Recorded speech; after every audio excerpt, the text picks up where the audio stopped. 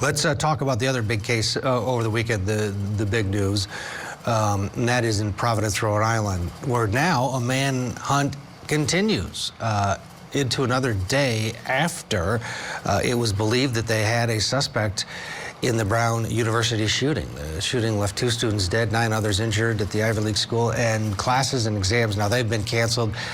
The person of interest was detained in connection to the attack.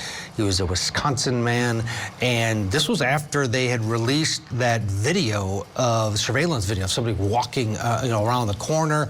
Now things, quote, are pointing in a different direction. Matthew, what happened here, do you think? What's your gut tell you in terms of it sure seemed like they had their person, and now they don't. Is it a case where this person had nothing to do with it, do you think, or that they don't have enough evidence to hold him? What does your gut as a former prosecutor tell you? Well, my gut feeling would be that they don't have enough to hold him, or really he's not involved. There's some explanation, why at first he was a person of interest, and that's been thoroughly investigated, and he is no longer. I would think, Ted, in this day and age that we live in, that you should be able to piece together movement of individuals in and around that building and that classroom.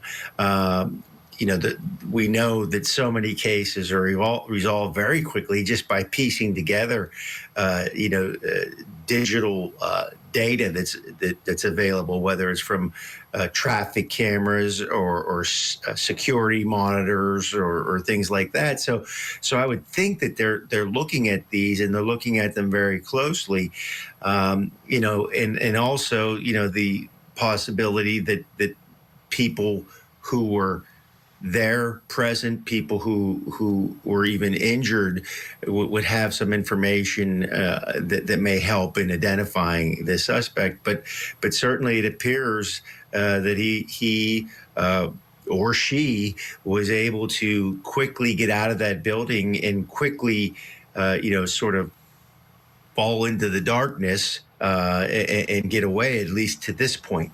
Yeah, it is a head scratcher.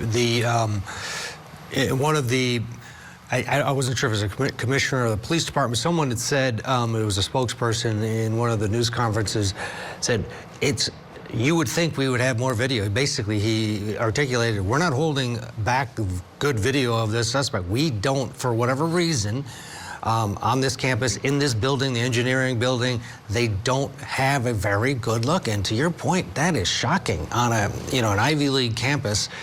This day and age, I mean, you can't drive down the street without being captured on someone's surveillance video, let alone walk through the campus of a university in Providence there.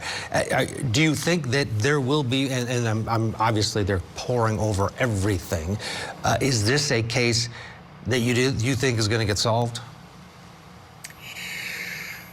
Well, I would certainly hope so. I mean, this is catastrophic, and to have a shooter get away with a crime like this, that would be extremely, extremely unusual. Most of the time in these mass shootings, you either have suicide by the shooter, or you have very quick police work that's able to apprehend this person. To commit a mass shooting like this and not be found and to remain at large would really be unusual. You wonder about the video cameras on campus, and certainly, some campuses, student groups are not particularly fond of security cameras all over campus watching everything you do, and there's some pushback when it comes to that kind of thing. And in this situation, maybe that's an issue, and it's making it more difficult for the police to piece this tragedy together.